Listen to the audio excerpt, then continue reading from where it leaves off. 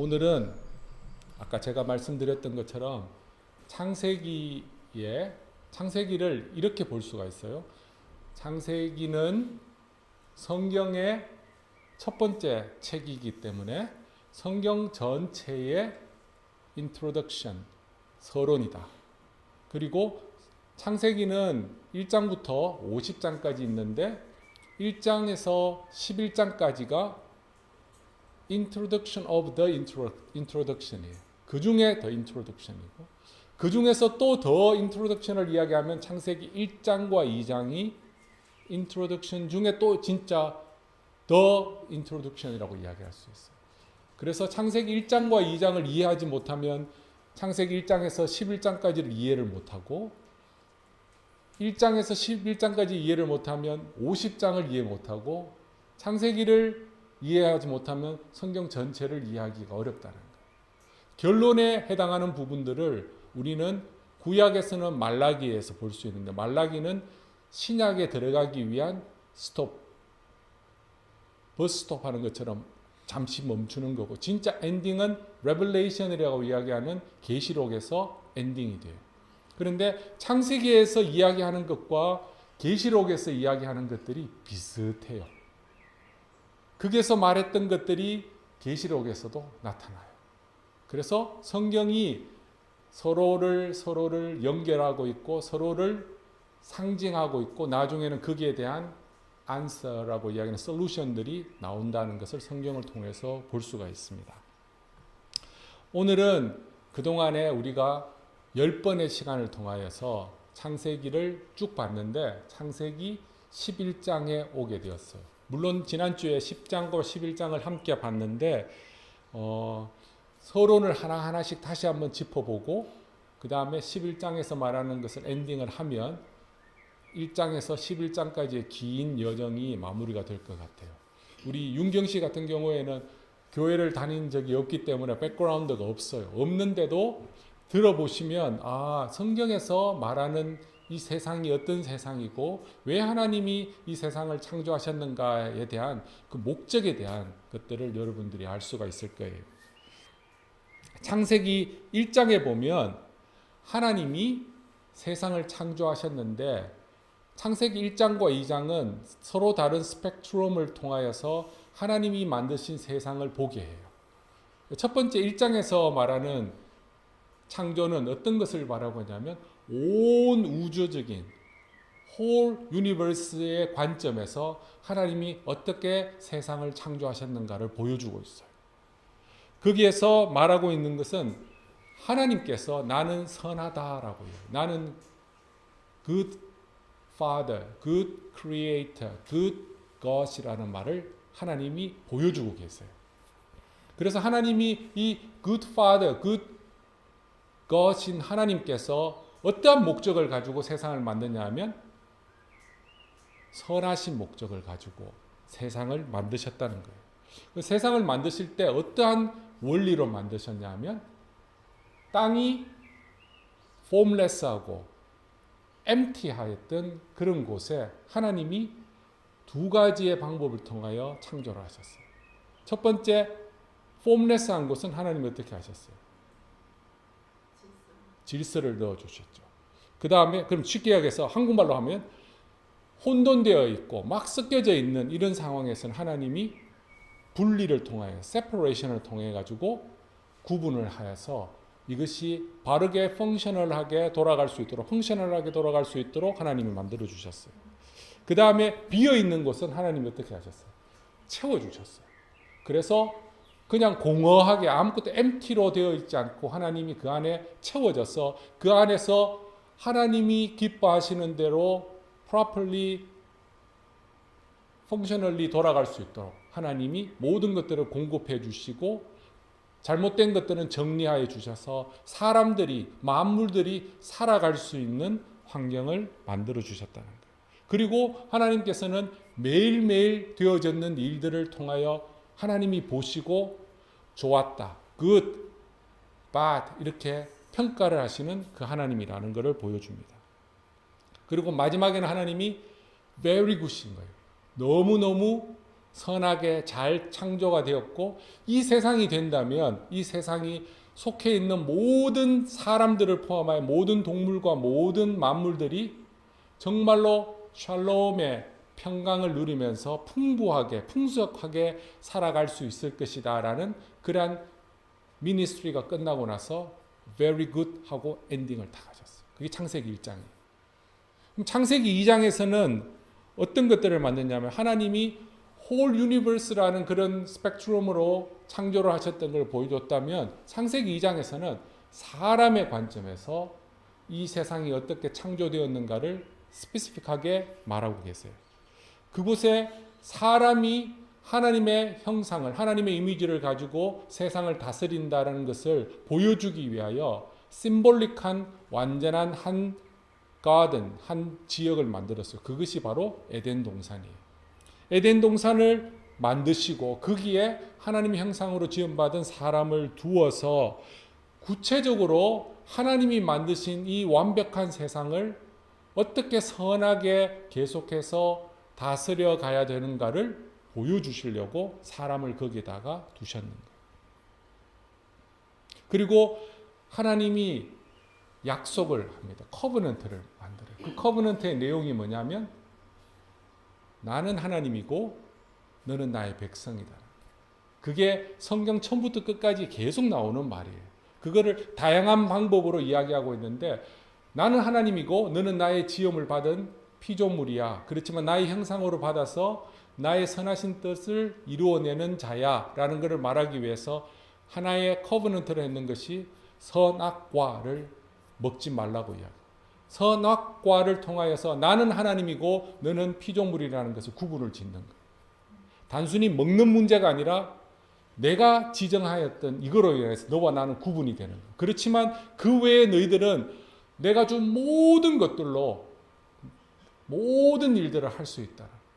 그것을 하나님이 언약을 베풀어 주세요. 그 언약을 우리가 Covenant of Work라고 하죠.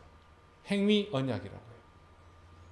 그런데 사람이 어떻게 했을까요? 그건 3장에 나오죠.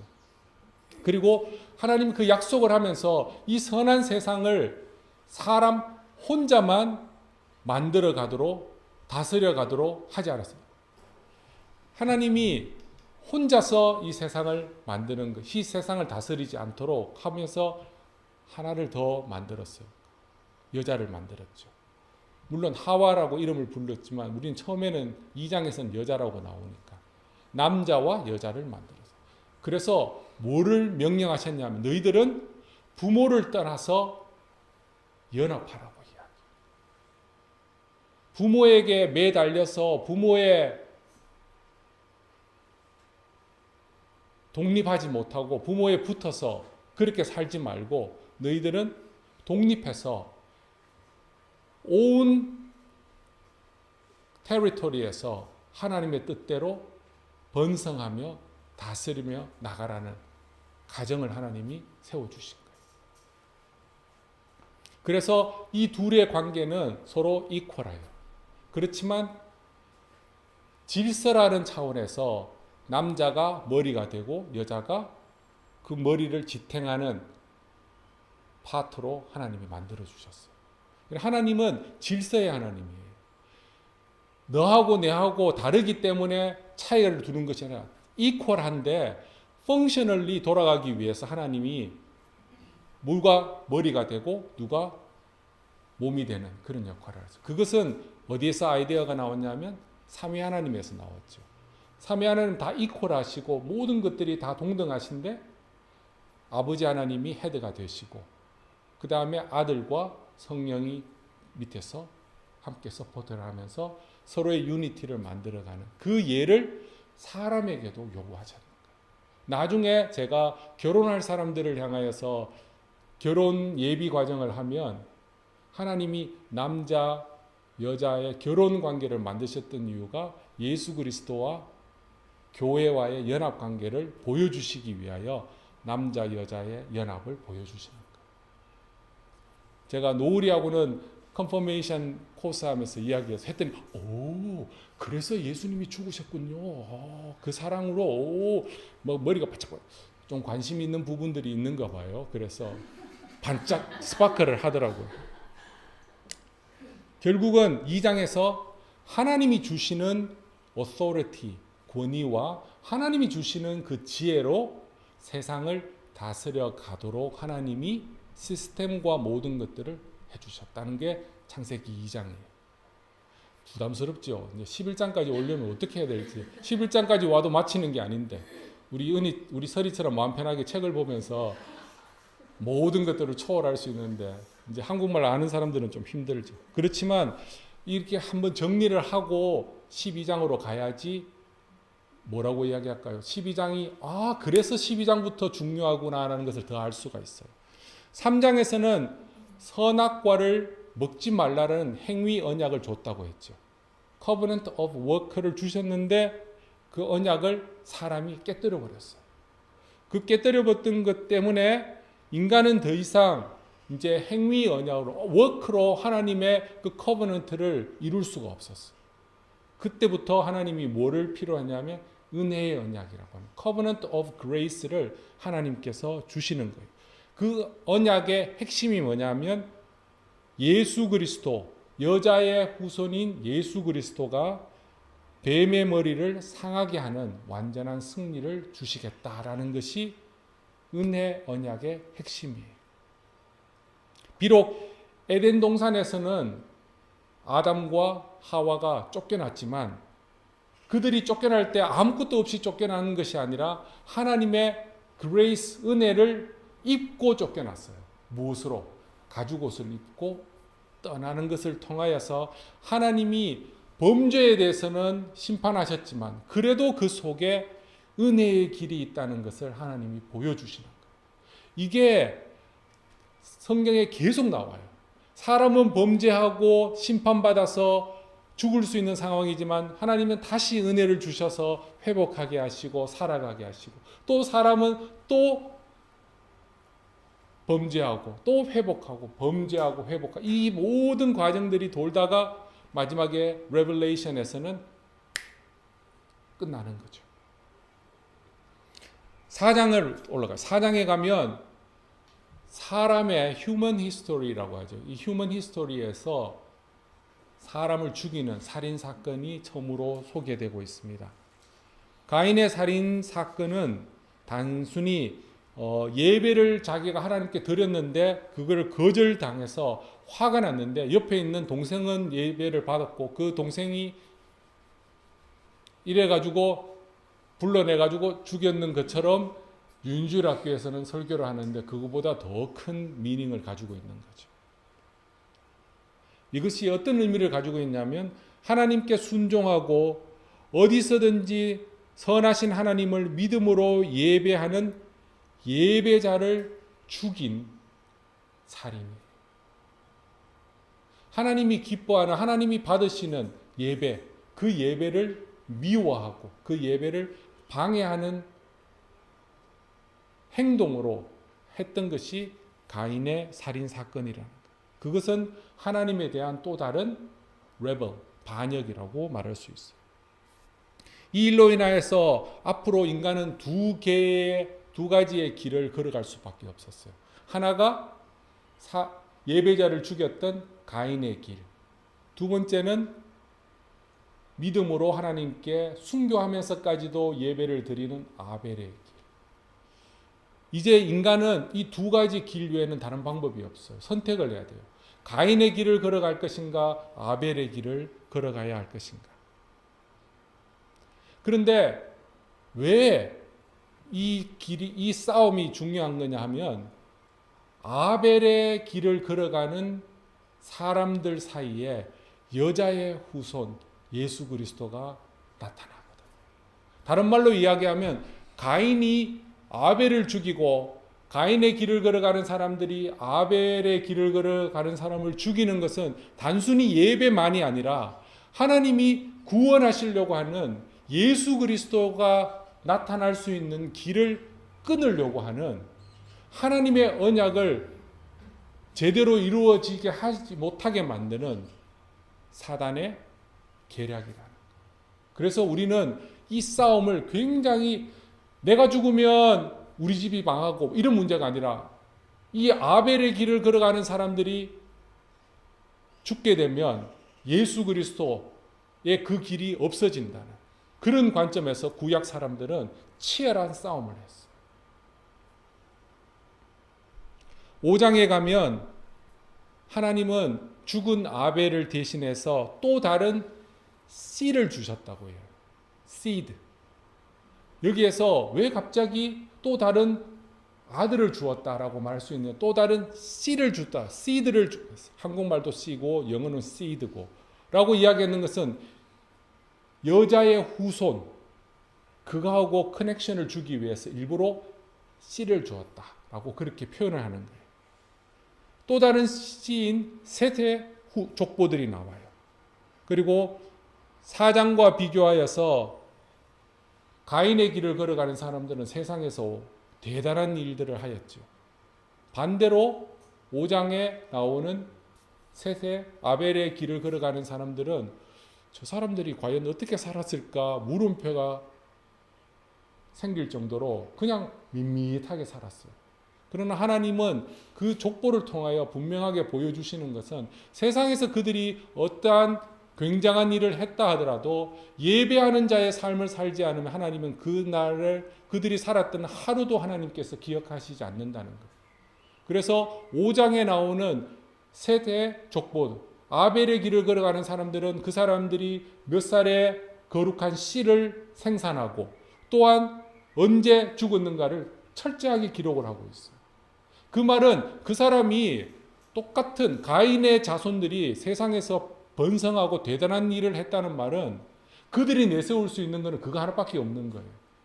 그런데 아벨의 길을 걸어간 사람들은 바보들이 아니에요. 똑같은 아담의 후손이기 때문에 굉장한 지혜와 지식을 가지고 있는 사람들이었어요.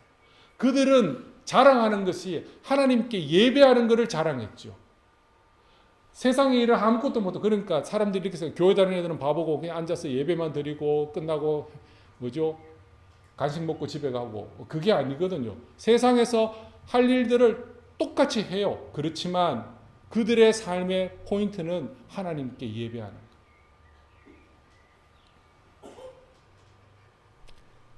6장에 가면 아벨의 길을 걸어가지 않고 가인의 길을 쫓아서 걸어갔던 아벨의 길을 걸어갔던 후손들이 나와요. 그들이 더 이상 아벨의 길을 걸어가지 않고 이제는 자기의 눈에 좋은 대로 가인의 길을 걸어가는 사람들의 딸과 결혼을 통하여서 하나님으로부터 떠난 모습들을 보여주고 있어요.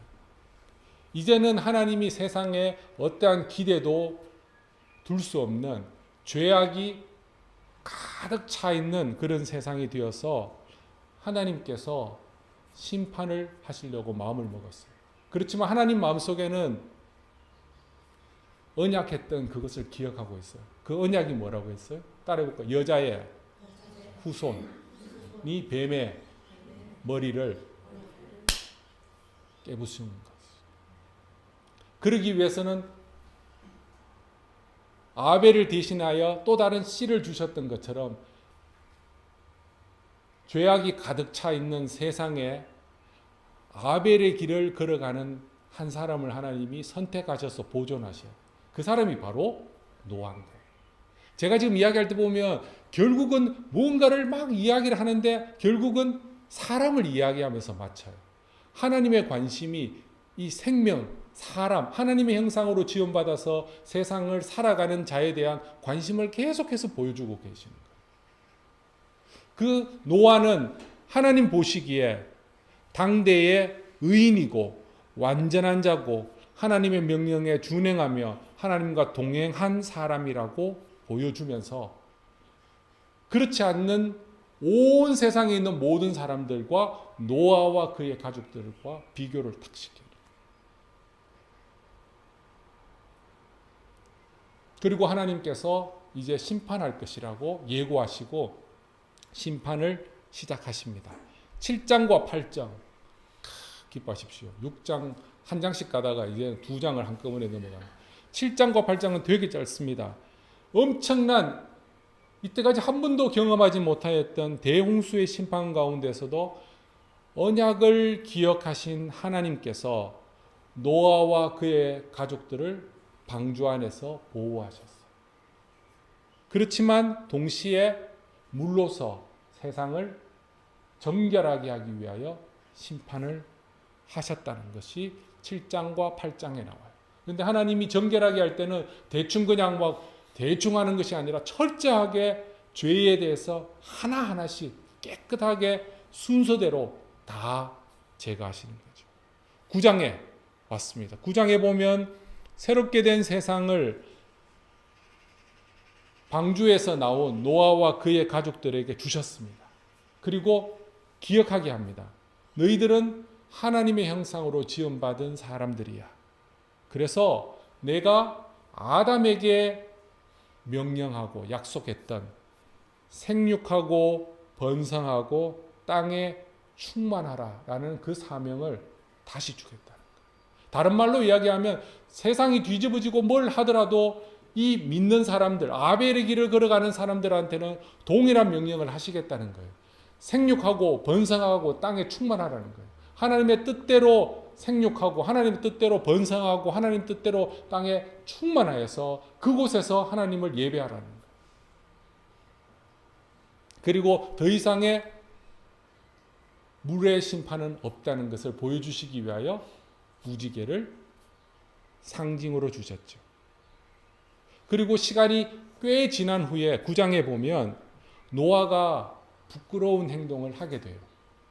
근데 성경은 그걸 부끄럽다고 그렇게 말하진 않지만 우리가 읽어보기에는 부끄러운 행동인 것 같아요. 노아의 연약함을 통하여 자기의 욕심을 이루려고 했던 함과 그의 아들 가나안.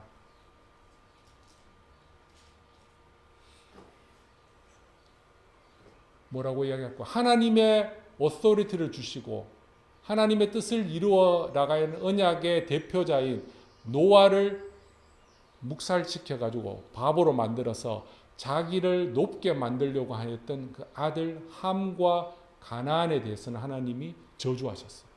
저주하시면서 그와 같은 일들을 다른 어떤 사람도 꿈을 꾸거나 아니면 사람들을 퍼실리테이터해서 격려하거나 아니면 인볼브 해가지고 함께 그런 일을 하지 못하도록 이거는 저주야, 이건 저주 아래 있는 일이야 라고 하면서 다시는 그런 일을 하지 못하도록 딱 묶어버리셨어요.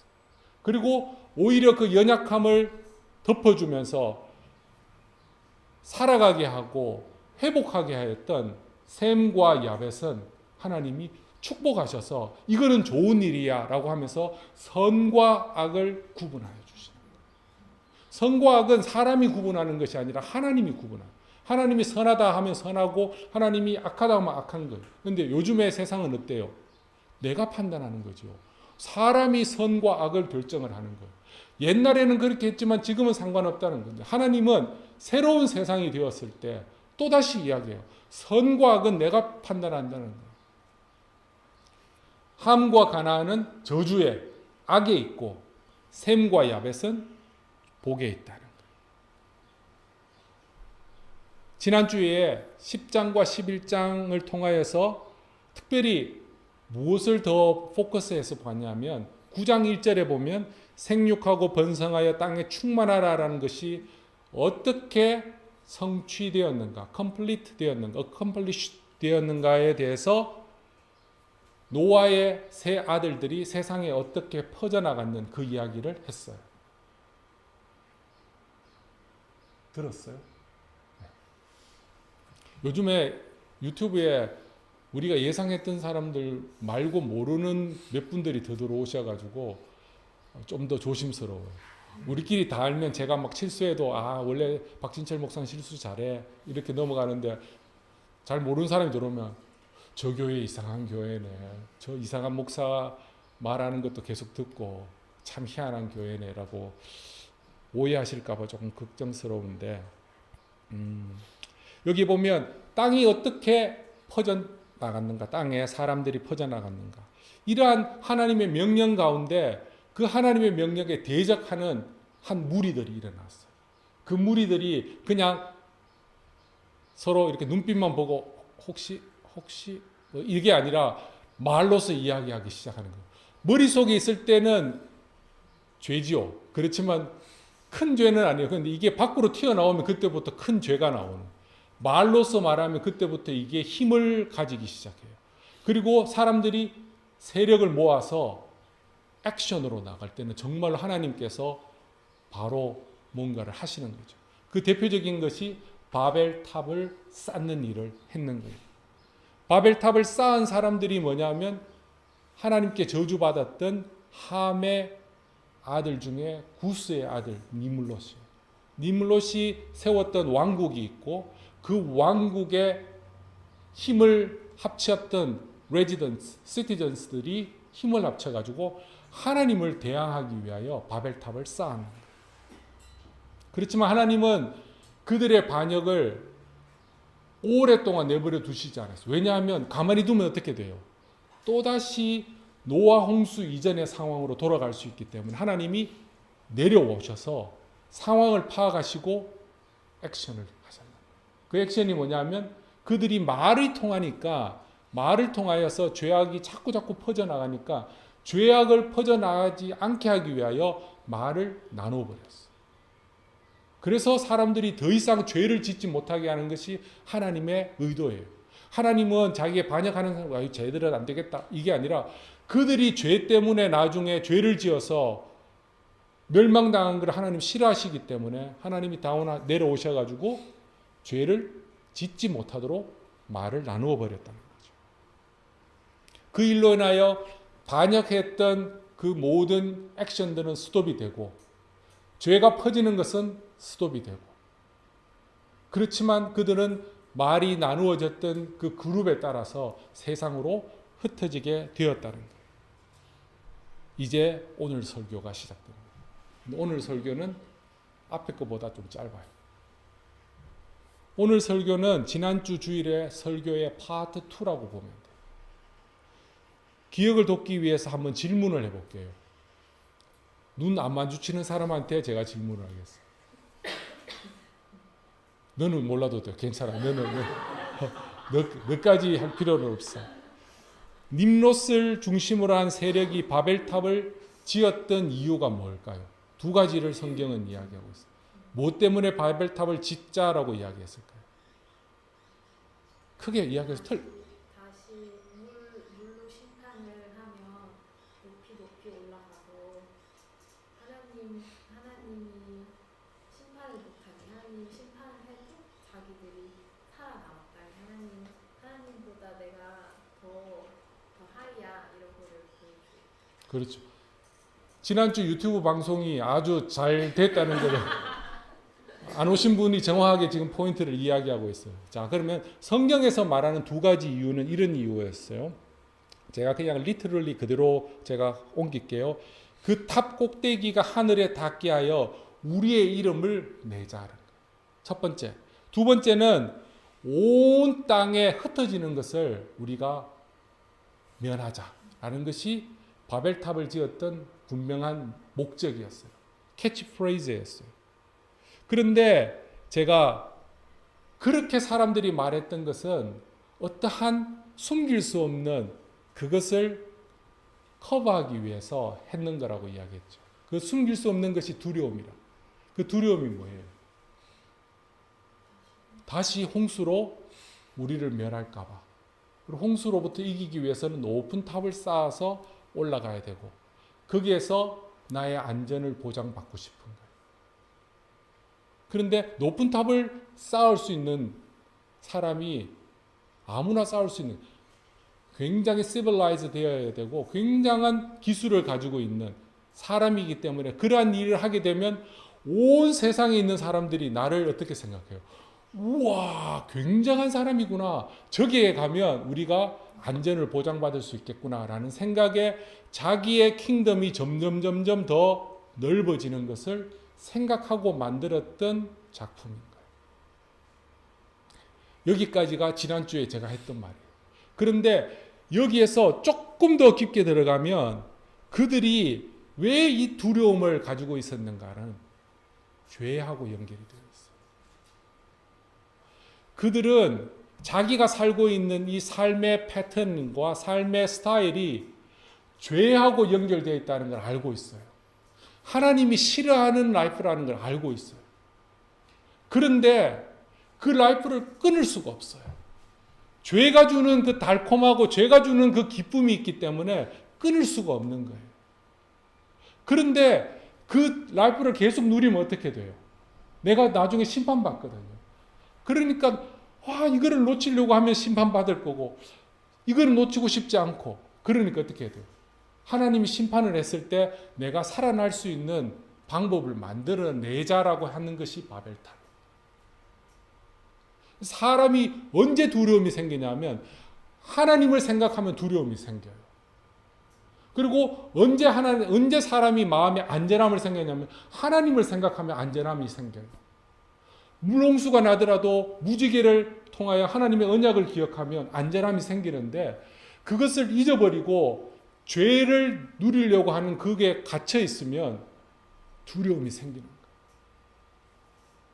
그래서 이 바벨탑 사건은 단순히 그냥 두려움이 아니라 죄를 계속해서 짓고 싶어하는 죄악된 인간의 모습을 보여주는 거예요.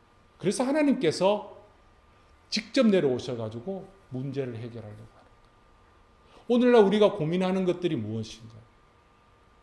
내가 살고 있는 이 삶의 패턴이 죄와 연관되어 있는 것이라는 것을 여러분들이 알 수 있어요. 저절로 알아요. 이건 죄라는 거, 하나님이 싫어하는 걸 알고 있어요.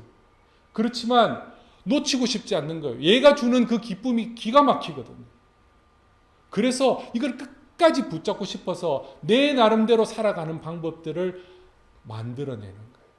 그래서 그거를 통하여 나의 안전을 보장받고 나의 라이프가 더 프롤롱하게 더 오래 갈 수 있도록 그렇게 생각하는 거예요.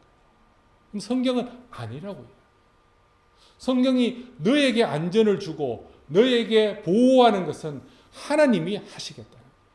너희는 이 땅에서 생육하고 번성하고 땅에 충만하는 그 일들을 하는 것이 너의 사명이지 죄를 지으면서 그거를 기쁨을 누리고 그거로 인하여서 살아남기 위하여 보호하는 장치를 만드는 것은 아니라는 거예요. 이것은 가인의 길을 걸어가는 사람들이 똑같이 하는 일이에요. 그들은 죄를 지으면서 죄의 즐거움을 누리는 거예요. 그렇지만 늘 불안해하는 거예요. 가인이 죽이고 나서 뭐라고 이야기했어요? 다른 사람들이 나를 죽이면 어떻게? 자기가 무슨 짓을 했는지 누구보다 잘 알고 있어요. 그런데 죽여요. 그 죽임으로써 얻는 자기의 어떤 쾌락이 있기 때문에. 죄를 짓는 사람들은 몰라서 죄 짓는 게 나는 몰라서 죄 짓어. 그런 사람은 없어요. 다 알지만 그 기쁨, 그것을 하게 되었을 때 내가 성취하는 어떤 그것 때문에 하는 거예요. 그러한 사람들을 우리는 언약 밖에서 살아가는 사람들이에요. 언약 안에서 살아가는 사람들은 그런 쓸데없는 하나님이 보시기에 카운트하지 않는 그런 인생을 하나님이 살아가시지 않아요. 어떻게 하면 하나님이 주신 그 지혜와 그 능력으로 하나님이 주신 이곳에서 다스리면서 살아갈 수 있을까? 그리고 하나님께 영광 돌릴 수 있을까?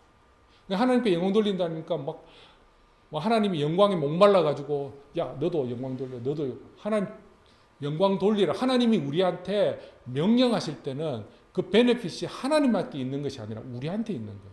하나님 제가 늘 이야기하잖아요. 하나님은 영광도 부족하시지 않고 지혜도 부족하시지 않고 능력도 부족하시지도 않고 모든 것들이 풍부하신 분이에요.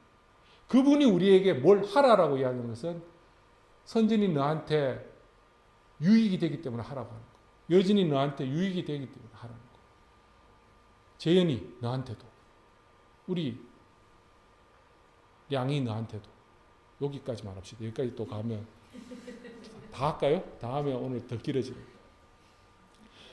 하나님이 우리에게 뭔가를 요구하실 때는 이거 우리에게 어떤 유익이 있구나라고 그렇게 받아들여야 되는데 우리 하나님은 날 가만히 안 둬요. 자기가 하면 되는데 그 한번 쫙 나타나가지고 나 하나님이다. 너 믿어라. 이러면 다 믿을 수 있는데 괜히 막 우리 가가지고 막 혼나면서 눈치 보면서 며칠 동안 아니면 몇십 년 동안 이거 오해하는 거예요.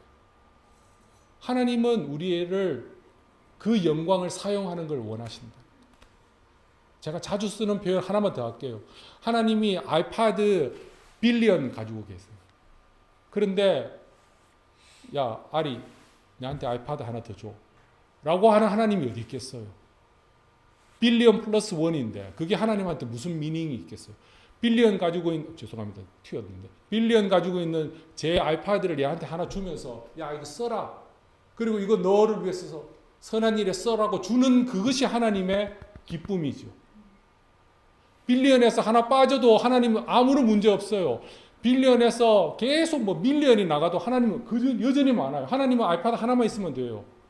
많기 때문에 다 주는 거예요. 너희들 쓰라고. 근데 사람들은 우리 하나님 참 하나밖에 없는 거 그거 우리 보고 막 내라고 이야기하고 그걸 그런 하나님이 아니라는 거. 언약 안에서 살아가는 사람들이 나중에 11장의 뒤에 나와요. 셈의 후손들이 나오고. 언약 밖에 있는 사람의 대표적인 사람 중에 하나가 님롯이라고 이야기했죠. 바벨탑을. 오늘 본문에서는 언약 밖에 있는 또 다른 한 사람을 더 이야기하고 있어요. 그 사람의 이름이 아버지 함과 같이 저주를 받았던 가나안이에요. 가나안에 대한 이야기가 10장 15절과 20절에 나와요. 10장 15절과 20절에 보면 가나안은 장자 시돈과 헷을 낳고 여부수 족속과 아모리 족속과 기르가스 족속과 히위 족속과 알가 족속과 신 족속과 아르와 족속과 스말 족속과 하맛 족속을 낳았더니 라고 나와요. 다른 말로 얘기하면 가나안이 낳은 아들들이 이만큼 많아요. 딸도 엄청 많아요. 얘는 사람 무지 많이 낳았어요. 근데 이 낳은 목적은 뭐냐면 하나님과 대적하기 위해서 낳은 자식들이에요. 기본적으로 여러분들이 본문을 볼 때, 성경을 볼 때 헷갈리는 것이 이 가나안 족속이에요. 가나안 족속이 우리가 흔히 할 때 7족속이 있다라고 이야기해요. 여기 보면 7보다 더 많아요. 그래서 막 헷갈리는데 성경 창세기를 기록했을 때 고대 사람들은 나라, 민족에 대한 그 개념이 약간 흐릿했어요. 지금처럼 코리아 그러면 한민족이지. 그리고 브리티시면 뭐 어떻고 이렇게 기본 컨셉이 이렇게 있잖아요. 근데 그 당시에 사람들은 그 정도까지 정확하지 않았어요. 그래서 조금 가나안이라는 이 표현이 조금 넓게 그렇게 때로는 좁게 이렇게 사용합니다. 그래서 제가 연구하고 찾아보니까 학자들이 이렇게 설명하고 있대요. 원시 옛날에 가나안 민족이 있어요. 그 민족이 오늘 본문에 나오는 요 사람들이에요. 그리고 전기, 후기, 전기라고 해서 어떤 사건 이전의 가나안 민족과 어떤 사건 이후의 가나안 민족으로 나누어요. 어떤 사건이 누구냐면 이스라엘이 가나안 땅에 들어갔을 때를 기준으로 해서 그 전에 있는 가나안 땅에 살고 있는 민족들을 나누어서 이야기하고 그 이후의 민족들을 이야기하고 그 이후라는 게 그때 들어가려고 했을 때 있었던 민족들. 그래서 우리한테 익숙한 가나안의 7족속은 그 후기 포스트 가나안 정복에 있었던 사람들을 이야기하고 있어요. 그런데 이들의 목적은 뭐냐면 하나님의 언약 안에 있는 셈 족속을 괴롭히고 멸망시키려고 하는 것이 이들의 삶의 목적이었어요. 그래서 나중에 이스라엘 백성들이 가나안 땅에 들어갔을 때 계속해서 공격하고 방해하고 허리에 가시가 되고 했던 자들이 바로 이 가나안이.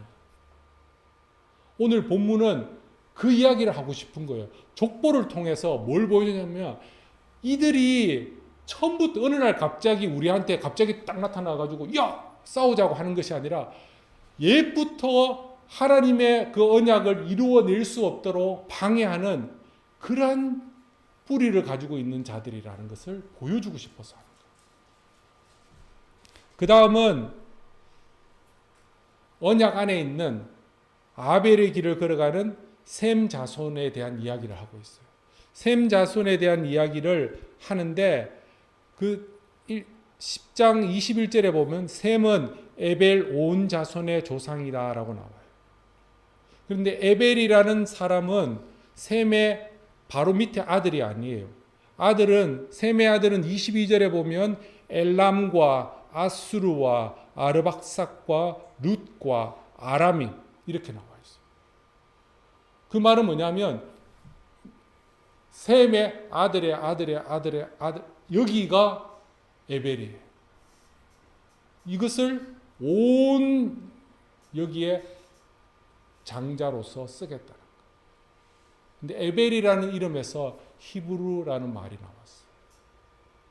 그래서 굉장히 뿌리 깊은 그런 이야기죠. 그러면 셈의 족보를 이렇게 11장에 딱 가보면 이렇게 이야기해요. 셈이 족보는 이렇게 되어 있습니다라고 나오는데 10절, 11장 여기 한번 읽어보세요. 여러분 시작.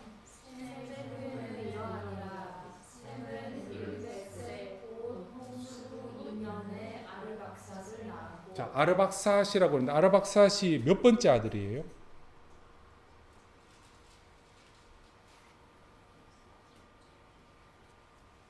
10장에 보면 아들 5명이 나오는데 그 중에 중간에 있어요. 그럼 첫째 아들이에요? 아니에요. 첫째 아들이 아니에요. 그러면 족보를 이제 우리가 조금 알아야 되는데 성경에 많은 족보가 나와요. 근데 족보가 하나의 관점으로 족보를 보면 이해가 안 돼요. 너무 다양한 관점의 이야기들이 성경에 나오고 있어요. 그래서 마태복음에 보면 예수님의 족보가 나오고 누가복음에 예수님의 족보가 나와요. 마태복음은 유대인들을 대상으로 썼는 거예요. 그래서 이 예수님이 아브라함의 자손이라는 걸 이야기해요. 누가복음은 이방인들을 대상으로 적었거든요. 그런데 아브라함의 자손이라고 이야기하면 남의 이야기라고 생각할 수 있으니까 아담의 자손이라고 이야기하고 있어요. 이렇게 목적에 따라서 족보를 이렇게 저렇게 기록을 하는 거예요. 창세기만 봐도 가인과 아벨의 족보가 4장과 5장에 나오죠. 그 족보에서는 뭘 이야기하냐? 아까 제가 말씀드렸던 것처럼 하나님이 인정하는 삶과 인정하지 않는 삶을 비교하기 위해서 족보를 그렇게 딱 기록을 했어요. 그러면 오늘 이 본문에 나오는 족보의 핵심은 무엇인가? 사실은 이것 때문에 많은 사람들이 막 설교를 하는데 제가 그 설교나 아니면 책을 볼 때마다 헷갈리더라고요. 그래서 마음속에 이런 생각이 딱 들더라고요. 이 설교하지 말자. 나도 헷갈리고 이거 설교해봤자 도움 안 된다 라는 생각에 싹 빠지고 싶은 생각이 드는데 제가 창세기의 목적이 뭐라고 이야기했어요. 성경이 말하면 나도 말하고 성경이 말하지 않으면 나도 말하지 않는. 그래서 나 살겠다고 말하지 않는 것보다는 성경에서 말하는 대로 말만 하면 되지라는 생각이 들었어요. 그래서 여러 막 아이디어들이 있는데 그 아이디어는 나중에 성경 공부 때 이야기할 수 있지만 설교 시간에는 미닝하지 않아요. 미닝레스하기 때문에 제가 안 하고요. 저자의 의도는 뭐냐면 셈의 족보를 따로 11장 후반부에 딱 나눴어요. 하나님이 바벨탑을 쌓는 그 nimrod과 같은 그런 세력들 그리고 특별히 셈의 족속을 망하게 하고 여자의 후손을 생산하지 못하게 하는 그 라인을 끊으려고 하는 가나안 족속이 있는데도 불구하고 나는 그 언약을 계속해서 이루어 나가겠다. 그래서 약속했던 셈의 또 한 가정을 통하여서 계속해서 그 믿음을 이루어 나가겠다는 거예요. 그게 보면 엘람도 있고 다른 사람들도 있지만 아르박삭을 이야기하는 것은 아르박삭이 영적으로 장자의 역할을 했다는 거예요. 육적인 혈통을 통하여서 내려갈 수 있도록 하나님이 그 기회를 줬는데도 불구하고 더 영적으로 사모하고 했던 이 아르박삭이 그 길을 가게 되는 거예요. 아르박삭의 후예가 누구냐면 그 유명한 아브라함이에요. 그렇다고 다른 아들들은 걔들은 신앙이 없었다고 말하는 것이 아니에요. 성경이 말하는 포인트는 그 영적인 계보가 아르박삭을 통하여 내려갔다는 걸 보여주는 거예요. 대표적인 게 뭐냐면 막내 아들 아람이라고 있어요. 그 아람의 아들이 누구냐면 여러 이름이 나오는데 그 중에 우스라는 사람이 나와요. 우스는 하나의 민족의 이름이면서 지명의 이름도 되었어요. 성경에 우스 사람이 한 명 있어요. 누구예요? 입이 쭉 이렇게 모아져야 됩니다. 욥이 우스 사람이에요. 욥은 하나님께 구원받는 사람이죠. 그러니까 그런 후손들이 성경에 이렇게 2% 나왔다고 버리는 것이 아니라 거기에 보면 셈의 족보 중에 아람 아들을 특별히 이야기하고 거기에 아들들을 기록을 하고 있는 거로 봐서는 영적인 장자가 이쪽으로 간다라는 걸 보여주는 거죠. 불안하죠. 더 갈까봐. 여기까지. 오늘 이 1장과 11장까지 쭉 연결해서 하고 싶은 건 뭐냐면 세상에 그 어떤 반대되는 사람들, 언약 밖에 있는 사람들이 언약 안에 있는 사람들을 위협하고 죽이고 하더라도 하나님은 약속하셨던 그 언약을 계속해서 이루어내시겠다. 그리고 그 언약 안에 있는 사람들을 하나님이 끝까지 보호하시고 하나님이 아담에게 주셨고 노아에게 주셨던 그 생육하고 번성하고 땅에 충만하라고 하는 그 모든 역사를 끝까지 이루어 가게 하시겠다. 그리고 이제 드디어 아브라함을 보라는 거예요. 그 아브라함을 통해서 내가 구체적으로 어떻게 생육하고 번성하고 땅에 충만하는가를 내가 보여주겠다는 거예요. 그 말을 하시기 위해서 1장에서 11장까지 길게 이야기하셨는데 이제 12장부터는 하나님이 구체적으로 한 사람을 통하여 어떻게 민족을 만들고 한 사람을 통하여 어떻게 세상을 바꾸어 나가시는가를 보여주시는 거예요. 이걸 오늘 우리에게 적용할 수 있으면 하나님이 우리에게 약속하셨던 것은 어떠한 일이 있더라도 하나님이 이루신다. 반대하는 세력이 반드시 있지만 그 세력이 바보 같은 존재가 아니라 굉장한 존재되지만 하나님 그들의 공격과 위협 속에서도 하나님이 보호하시려고 하는 그 언약의 자손들은 끝까지 하나님께서 지키시겠다. 그럼 너희는 그 보호 아래서 거하고 내가 너희들에게 맡겨줬던 그 사명을 감당하라. 웨일즈 한인교회에 속해 있는 여러분들, 우리는 셈의 그 족보 안에 있어요. 어떤 사람들은 피지컬로 확인해 보려고 하니까 욕단의 후손이 한국 사람이라고. 그래서 막 연구한 사람들이 있는데 우리는 피지컬, 육체적인 혈통을 따라서 아브라함을 쫓아가는 게 아니에요. 우리는 by faith, 믿음으로 그 길을 쫓아가는 거예요. 믿음으로 걸어갈 때 하나님의 그 언약이 여러분들에게 이루어지고 하나님이 약속하셨던 언약의 그 보호하심이 여러분들에게 나타나게 됩니다. 그 언약이 여러분들에게 충만하시기를 주님의 이름으로 축복합니다. 기도하겠습니다. 지금 대적하는 사단과 죄의 권세는 예수 그리스도를 통한 구원의 역사를 방해하고 대적하고 있습니다. 주님, 그러나 예수 그리스도의 복음을 통하여 수많은 영혼들이 구원받아서 하나님의 나라의 영광스러운 백성이 되게 하심을 보고 있습니다. 셈의 족보를 통하여 신실하게 그 약속을 이루어 가시는 하나님의 신실하심이 오늘 우리에게도 여전히 있음을 고백합니다. 우리에게 보여주시고 우리를 사용하여 주시옵소서. 예수님의 이름으로 감사기도 드립니다. 아멘.